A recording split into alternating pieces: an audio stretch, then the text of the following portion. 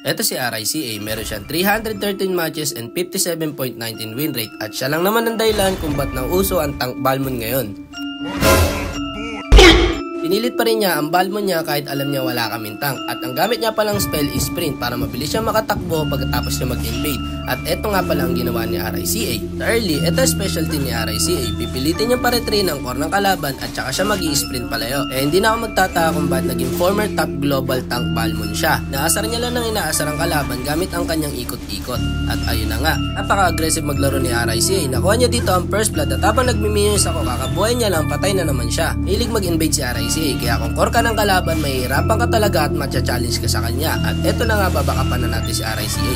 At ang nangyari dito, patay siya at patay din ako. Mahirap samahan si RICA at hindi ka talaga makakasabay sa laro niya, kaya mainam kung hayaan mo siya mag-invade mag-isa. Si RICA isang napaka-objective wise na player. Kaya niya mag-turtle mag-isa kahit wala pa yung core niya. Hilig nga pala mag-emote si RICA para mapikon niya yung mga kakampi niya kasi feed na siya. Nakonta sana ni RICA yung turtle gamit ang kanyang ulti pero nakuha ng Ling. Nanggigil si RICA dito sa low HP na Ling kaya hinabol niya at hinabol ko rin at ayun, patay na naman kaming dalawa. Sabi ko nga, mahirap talaga sumabay sa laro ni RICA lalo na kung normal player ka lang at inultihan niya yung kalaban kahit patay na para mag-cooldown ng kanyang ulti. Itong kinaganda kay RICA, kung nasan yung Clash, nandun din siya. Minsan, siya ang dahilan kung ba't nauubos kami. Sa Clash, umikot-ikot lang si RICA para matakot ang kalaban pero mukhang kami yung natakot. Itong kinaganda kay RICA, alam niya mamatay na yung carry niya kaya siya na lang ang pumalit at nadamay na naman ako, patay na naman kaming dalawa. Sa loob ng 4 na minuto at 24 segundo si RICA ay merong 0-5 na standing. Ang hulugan na nakikipag-unahan yung deaths ni RICA sa minuto.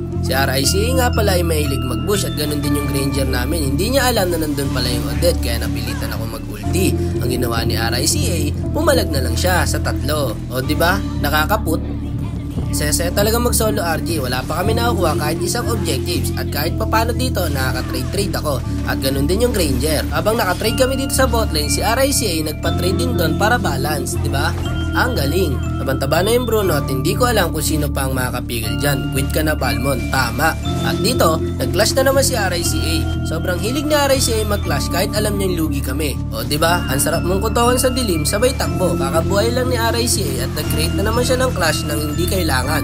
At ayun, patay na naman siya. Di ko alam kung ba't natitilt ako habang nagbo-voice over. Pero umulti yung link dito, sinipa ko na at nabigyan namin doon. Si RICA merong 1-9 na standing sa loob ng 8 minutes and 33 seconds. Biyasa sa paggamit ng Tank Balmond si RICA kahit alam niyang puno ang buhay, iniultihan niya ito. Ang sarap sanang gamitin kay RICA yung ulti niya kung katabi ko lang siya. Isa pa tong core namin, pumasok siya sa bush kahit siya yung core, siya yung nag-check bush. Itong kinaganda kay RICA, pag alam niyang hinahabol na yung kakampi niya, binabakapan niya agad ito. Gamit ang kanyang ikot-ikot, agad niya mapapabak ang Ling, di ba? May tililing. Naiinip na si RICA at kating-kating na naman ang daliri niya kaya nakipag-clash na naman siya rito. At si RICA ay merong 1-10 na standing sa loob lamang ng 9 minutes and 9 seconds. So nangangahulugan na minuto na mamatay si RICA at eto na naman yung core namin, nag-dash doon sa Bruno na may diki. Si RICA ay napaka-competent na player at hindi siya nagpapatalo lalo na sa kuha ng objectives. Nakuha ni RICA yung red buff at nasipa ko dito yung Ling at mukhang makakalamang na kami dito.